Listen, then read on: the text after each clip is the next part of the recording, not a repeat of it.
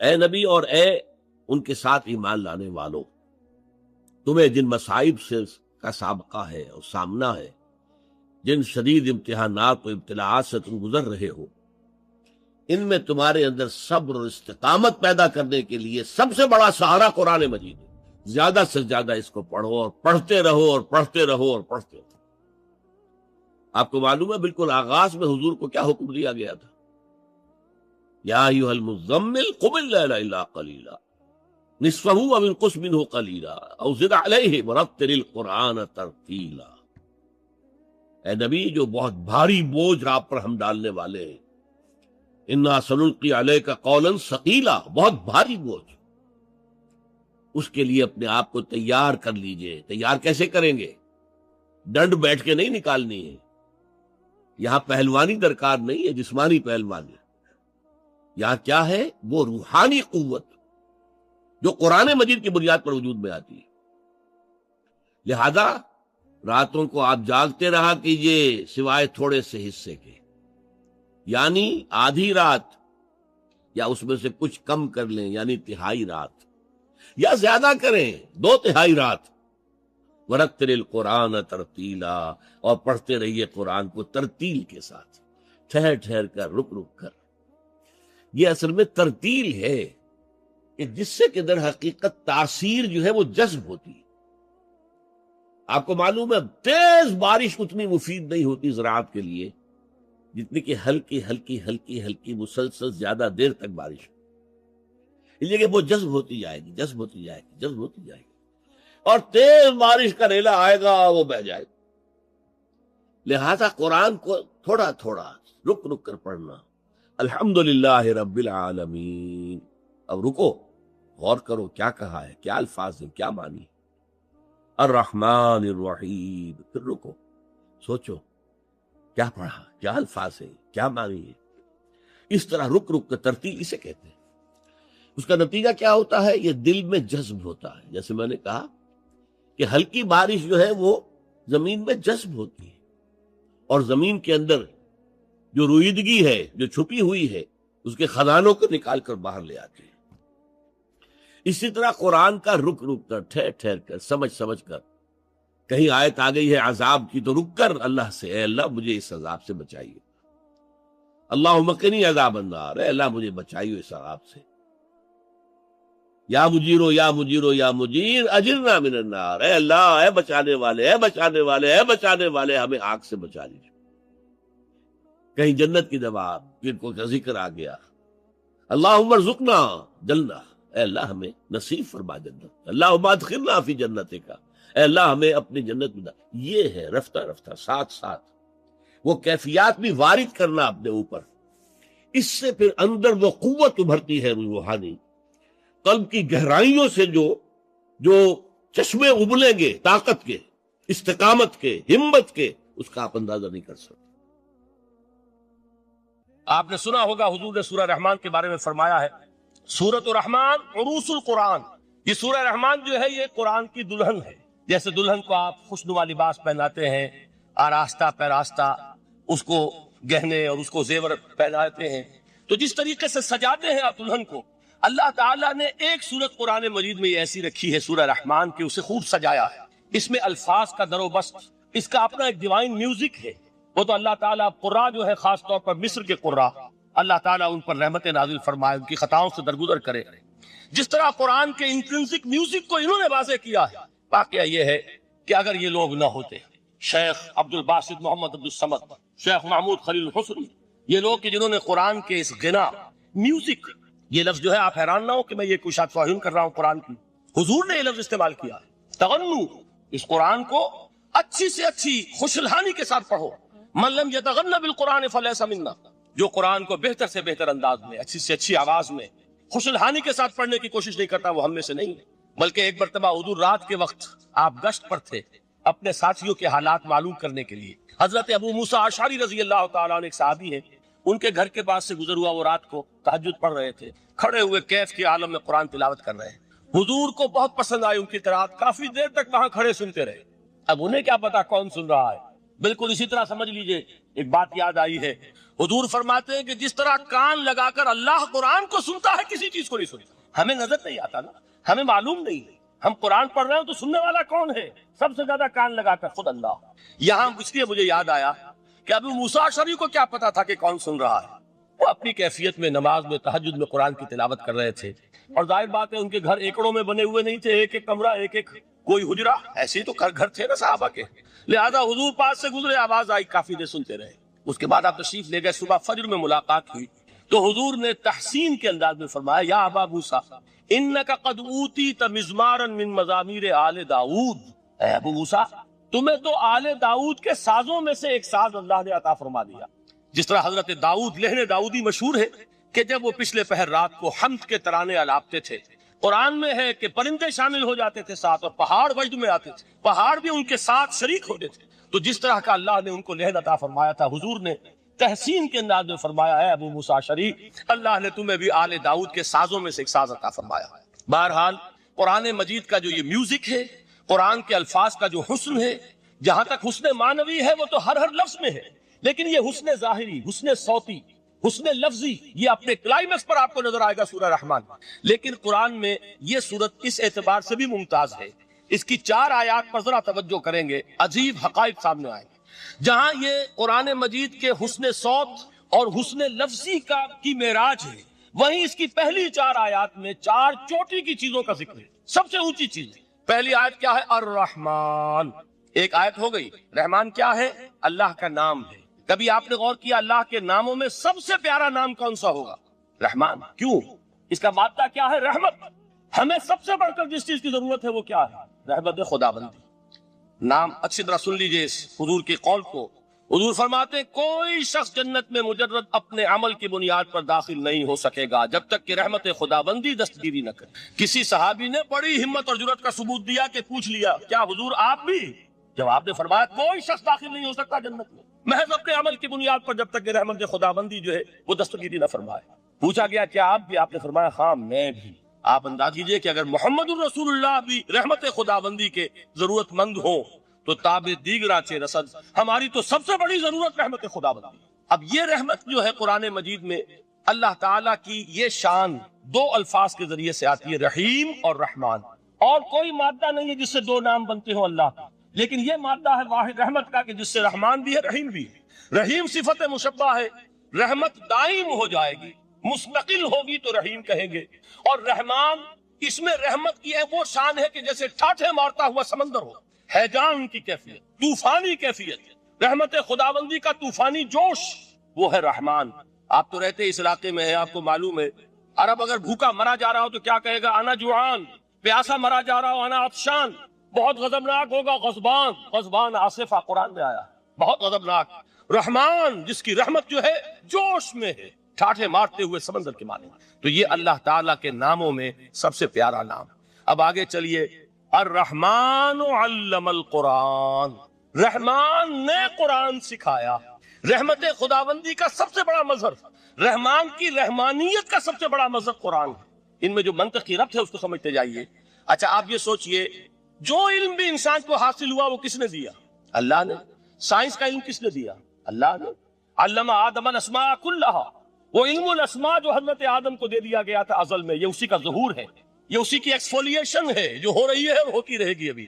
اور دوسرے علم ہے وہ کس نے دیا؟ اللہ نے۔ لا یحیطون بشیء من علمہ الا بما شاء، مخلوق میں سے کوئی اللہ کے علم میں سے کسی شے کا احاطہ نہیں کر سکتا مگر وہ جتنا اللہ دینا چاہے۔ لیکن یہ کہ تمام علوم میں چوٹی کا علم قرآن، نوٹ کرتے جائیے، چوٹی کی چیزیں جمع کیجیے۔ اللہ کے ناموں میں چوٹی کا نام رحمان، اللہ نے جو کچھ انسان کو سکھایا اس میں چوٹی کا علم قرآن۔ خلق الانسان، انسان کو پیدا فرمایا۔ سوال یہ کہ حیوانات کو کس نے پیدا فرمایا؟ آسمان کس نے پیدا کی؟ زمین کس نے پیدا کی؟ فرشتے کس نے پیدا کی؟ کیا مطلب خلق الانسان؟ اس کی تمام مخلوقات میں اس کا کلائمیکس، اس کی تخلیق کی معراج، اس کے تخلیق کا نقطہ عروج انسان ہے۔ یہ ہے کہ جو مسجود ملائک بنا ہے۔ وَلَقَدْ كَرَّمْنَا بَنِي آدَمَ وَحَمَلْنَاهُمْ فِي الْبَرِّ وَالْبَحْرِ وَرَزَقْنَاهُمْ مِنَ الطَّيِّبَاتِ وَفَضَّلْنَاهُمْ عَلَى كَثِيرٍ مِّمَّنْ خَلَقْنَا تَفْضِيلًا۔ تو تخلیق میں سب سے اونچی تخلیق انسان کی، علموں میں سب سے اونچا علم قرآن کا، اللہ کے ناموں میں سب سے اونچا نام رحمان. تقاضے پورے کرو. تقاضے کیا ہے؟ ایمان ہے تو عمل درست ہونا چاہیے، ایمان ہے تو جہاد ہونا چاہیے، ایمان ہے تو جان اور مال کھپانی چاہیے. تو جو ایمان دوسرے لوگ جس طرح لائے ہیں، حمزہ بھی تو ایمان لائے ہیں، آخر ان کا راستہ تمہیں نظر نہیں آ رہا؟ ابو بکر ایمان لائے ہیں، ان کی طرح ایمان لاؤ. تو انہوں نے کیا کہا؟ انؤمن کما آمن السفہاء، کیا ہم اس طرح ایمان لائے جیسے یہ بے وقوف لائے؟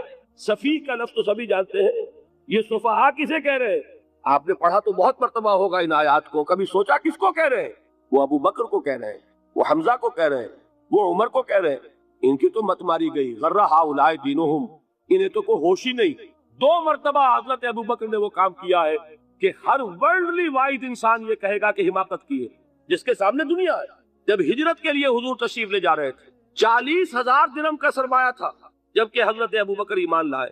مکے کے چوٹی کے تاجروں میں سے تھے جو ملک التجار کہلاتے. لیکن اب وہ روپیہ کہاں خرچ ہوا؟ بلال کو خریدا، روپیہ دے کے خریدا یا ویسے خرید لیا؟ آزاد کر دیا. ابو فقی کو خریدا، آزاد کر دیا.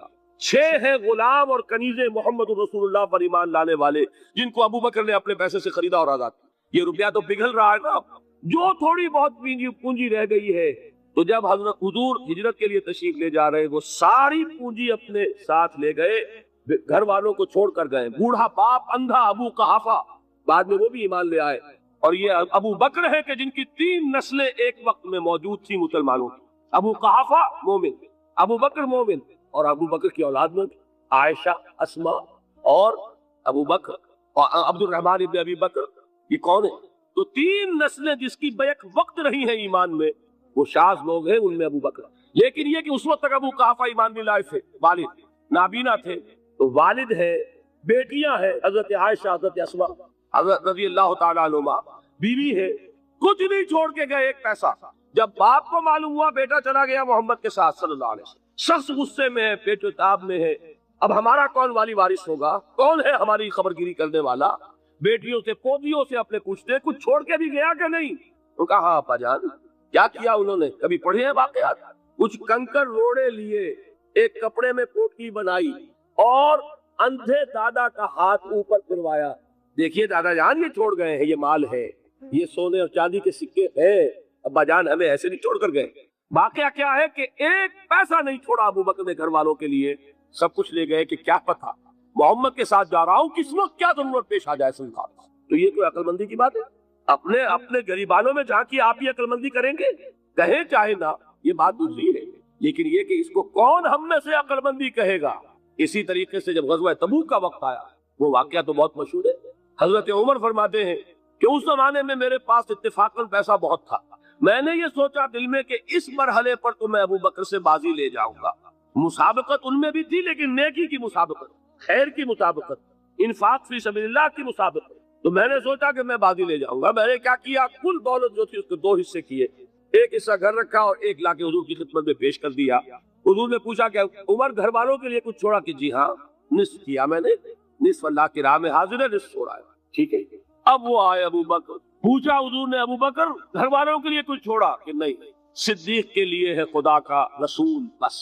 گھر میں اللہ اور اس کے رسول کے نام کے سوا کچھ نہیں تھے. یہی ہے نا، پروانے کو چراغ ہے، بلبل کو پھول، بس. اور صدیق کے لیے ہے خدا کا رسول، بس. مجھے گھر والوں کے لیے کچھ نہیں تھا. یہ کام جو ہے، تو یہ جن کا ہم اس وقت ذکر پڑھ رہے ہیں منافقین، ان کے نزدیک حماقت تھی یا عقل مندی تھی؟ یہ سمجھداری تھی یا بے وقوفی تھی؟ وہ ہے جو بات کہہ رہے ہیں کہ جب ان سے کہا جاتا ہے ایمان لاؤ بھلے لوگوں کی طرح جیسے دوسرے لوگ ایمان لائے ہیں، تو کیا کہتے ہیں؟ انؤمن کما آمن السفہاء الا انہم هم السفہاء ولکن لا یعلمون. آگاہ ہو جاؤ، اصل احمق یہ ہے، اصل بے وقوف یہ، انہیں نہیں پتا کہ حقیقت کیا ہے، نفع کیا ہے، نقصان کیا ہے. وہ جو بات میں نے سورۃ العصر میں بیان کی تھی، والعصر ان الانسان لفی خسر الا الذین آمنوا وعملوا الصالحات وتواصوا بالحق وتواصوا بالصبر. جس کے ذہن اور قلب پر یہ صورت کندہ ہو جائے گی، اس کے نزدیک عقل مندی یہ ہے کہ سب کچھ اللہ کے راہ میں لگا دو. جس کے دل میں یہ بات بیٹھی نہیں، اس کے لیے عقل مندی یہ ہے کہ بچا بچا کر رکھو، چھپا چھپا کر رکھو، سنبھال سنبھال کر رکھو. عقل مندی کا اس میں تقاضا کچھ اور، اس میں تقاضا کچھ اور. لیکن یہاں بھی فرمایا وَلَٰكِن لَا يَعْلَمُونَ، انہیں ابھی علم نہیں ہے اس کا. اس سے پہلی آیت میں بھی فرمایا وَلَٰكِن لَا يَشْعُرُونَ، انہیں شعور نہیں ہے. دیکھیے میں آپ کو بتا رہا تھا، یہ وہ غیر شعوری نفاق ہے، یہ بڑھتا چلا جا رہا ہے.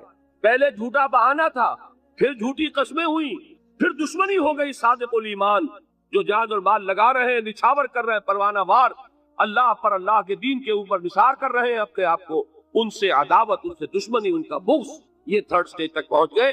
اب بھی وہ اپنے آپ کو منافق نہیں سمجھتے، وہ سمجھتے ہیں عقل مند تو ہمیں، یہ تو بے وقوف ہے۔ ہم ہیں اصل میں بھائی سمجھ کے چلنا چاہیے، تیل دیکھنی چاہیے، تیل کی دھار دیکھنی چاہیے، دائیں بائیں دیکھنا چاہیے، حفاظت کا بھی خیال ہونا چاہیے، یہ ساری چیزیں تو عقل مندی ہے نا دنیا کے اعتبار سے۔ تو وہ تو انہیں بے وقوف سمجھ رہے ہیں، اپنے آپ کو منافق کہاں سمجھیں گے؟ چاہیے ٹھیک ہے بھائی، دین بھی چاہیے لیکن دنیا کی فکر بھی چاہیے کہ نہیں؟ یہ آپ کہتے ہیں کہ نہیں کہتے ہیں؟ یہ تو بات آپ نے بہت دفعہ سنی بھائی، ٹھیک ہے دین بھی ہونا چاہیے لیکن دنیا بھی تو ہونی چاہیے کہ نہیں؟ یہ ہے سمجھ دنیا کی، یہ ہمارے معیارات ہیں۔ یہی وجہ ہے کہ دین ذلیل سے ذلیل تر ہو رہا ہے۔ دین وہ جو میں نے حال ہی کے اشعار سنائے تھے کہ پستی کا کوئی حد سے گزر نہ دیکھے، اسلام کا گر کر نہ ابھر نہ دیکھے، مانے نہ کبھی کہ مد ہے ہر جزر کے بعد دریا کا ہمارے جو اتر نہ دے۔ یہ دریا چڑھا کب تھا؟ جب صحابہ کرام نے وہ فینیٹسزم جس کو آج ہم کہیں گے، اس کا جب مظاہرہ کیا، اس کا ثبوت دیا، دامے دل میں سخنے، جان مال تن دھن سب لگا دیا، تو اللہ کے دین میں بہار آ گئی، رونق آ گئی، دین کا غلبہ ہو گیا۔ اور جب ہم اپنے سمجھ کر رکھیں گے تو ظاہر بات ہے کہ اس کا تو پھر جو حشر ہوگا وہ وہی۔ دین میں کمزوری، ہماری دنیا جو ہے پھل رہی ہے، پھول رہی ہے، دین جو ہے وہ کمزور ہوتا چلا جائے۔ یہ ہے تھرڈ سٹیج اس نفاق کی، کہ جس کے بعد اب کوئی امکان واپسی کا نہیں۔ یہ غیر شعوری نفاق، جان لیجئے کہ یہ نہیں ہے کہ ماضی ہی ماضی میں تھا اب اس کا کوئی امکان نہیں، یہ نہ سمجھیے۔ اب بھی یہ نفاق جو ہے، یہ میں بتا دوں آپ کو، ایک عام آدمی ہے، دین کا تقاضا ہی سامنے نہیں ہے، اسے پتہ ہی اتنا ہے کہ اللہ کے دین کا تقاضا نماز روزہ، وہ نماز روزہ کر رہا ہے، اس پر نفاق کا حملہ نہیں ہوگا۔ اس کو آپ کہہ دیں کہ اس کی سمجھ کم ہے، اس کا شعور کم ہے، اسے پتہ نہیں ہے، دین کے تقاضوں سے واقف نہیں ہے، وہ بچا ہوا ہے، وہ محفوظ ہے۔ وہ جو میں نے آپ سے کہا تھا پرسوں، اور ایک صاحب نے جواب دیا مجھے بعد میں کہ آج آپ نے جو بات کہی ہے تو کل لوگ کم آئیں گے، آپ نے ڈرا دیا کہ یہ جو تقاضے دین کے سامنے آ رہے ہیں تو اس سے ذمہ داری بڑھ رہی ہے۔ اب جس نے سمجھ لیا ہے پھر پیچھے رہے، وہ نفاق کے خطرے میں ہے۔ جسے سمجھ ہی نہیں ہے وہ پھر بھی کوئی نہ کوئی عذر پیش کر سکے گا کہ اللہ ان مولویوں سے پوچھ جنہوں نے ہمیں بتایا نہیں، انہوں نے تو دین کے تقاضے ہمیں یہ بتائے نہیں، انہوں نے تو ہمیں نور اور بشر میں چکر دے کے لڑائے رکھا، ان سے پوچھ۔ اصل سے مجرم جو ہے وہ یہ ہے، وہ واقعہ یہ ہے کہ کسی درجے میں بچیں گے کہ دین چاہتا کیا ہے، دین کے تقاضے کیا ہے، توحید کی حقیقت کیا ہے، شرک کی حقیقت کیا ہے، اس کی طرف اگر توجہ ہی نہیں دلائی جا رہی اور اس غریب کو پتہ ہی نہیں، اسے پتہ ہی صرف یہ ہے کہ کھڑے ہو کر سلام پڑھنے میں اتنا فائدہ ہوتا ہے، وہ پڑھ رہا ہے بیچارہ، لہذا اس کا معاملہ آسان ہے بنسبت اس شخص کے کہ جس کے سمجھ میں آ گیا ہو، بات اس نے پالی ہو۔ دین یہ چاہتا ہے، دین اپنا غلبہ چاہتا ہے۔ علامہ اقبال نے غالب پر ایک جو نظم لکھی ہے باغ درا میں ہے، اس کا ایک شعر بڑا پیارا ہے، گیسوئے اردو ابھی منت پذیر شانہ ہے، شمع یہ سودائی یہ دل سوزی یہ پروانہ۔ یہ دین جو ہے یہ تو چاہتا ہے کہ اہل ایمان پروانہ وار اس شمع پر نثار جانے لگا دے، گردنیں کٹوا دے۔ وَلَا تَقُولُوا لِمَنْ يُقْتَلُ فِي سَبِيلِ اللَّهِ أَمْوَاتٌ بَلْ أَحْيَاءٌ وَلَكِنْ لَا تَشْعُرُونَ۔ اور اگر اس سے پیچھے ہٹیں گے، قدم پیچھے ہٹا نہیں کہ نفاق کی زد میں آئے نہیں، وہ نفاق کی پہلی stage, second stage, third stage, وہاں پہنچ گئے، واپسی نہیں۔ اس کے لیے ایک اور دو آیات میں چاہتا ہوں کہ اس سے اس حقیقت کو اور سمجھ لیں اچھی طرح، تاکہ کوئی اشکال نہ رہ جائے۔ ایک آیت تو میں نے شروع میں پڑھی تھی، ایک نہیں ہے یعنی ایک جگہ سے سورہ عنکبوت، اور ایک آیت ہے سورہ حج کی، وہ میں نے شروع میں تلاوت نہیں کی۔ سورہ حج کی آیت دیکھیے، اس قدر پیاری آیت ہے، دوسرے رکوع کے اندر آپ کو آیت ملے گی، سورہ حج 17ویں پارے میں ہے، نصف کے بعد شروع ہوتی ہے، اور اس کے دوسرے رکوع وَمِنَ النَّاسِ، اور لوگوں میں سے کچھ ایسے بھی ہیں، مَن يَعْبُدُ اللَّهَ عَلَى حَرْفٍ، جو اللہ کی بندگی کرنا چاہتے کنارے پر کھڑے ہو کر۔ ایک ہے منجدھار میں کودنے والے کہ ہر جباد آباد ماں کشتی دراب انداختے، جیسے کہ طارق نے کیا تھا، ادھر ساحل اندلس پر قدم رکھا، ادھر کشتیوں میں آگ لگا دی، کہ کسی کے دل میں خیال ہی نہ آئے کہ واپسی بھی ہے، کوئی کسی کے ذہن میں سوال ہی پیدا نہ ہو کہ اب گھر واپس جانا ہے۔ طارق چمر کنارے اندلس سفینہ سو، گفتند کارے تو جو رہے عقل و خرد خطاس۔ دیکھیے وہی عقل اور بے وقوفی والی بات آ گئی، لوگوں نے کیا یہ طارق کیا کیا، عقل مندی کی روح سے تو یہ غلطی کی تم نے۔ عقل تو یہ سکھاتی ہے کہ ذرا سنبھل کر چلو، جذبہ یہ کہتا ہے کہ نہیں، واپسی کا کوئی سوال نہیں۔ اس نے اقبال نے یہی نقشہ کھینچا ہے کہ بے خطر کود پڑا آتش نمرود میں عشق، عقل ہے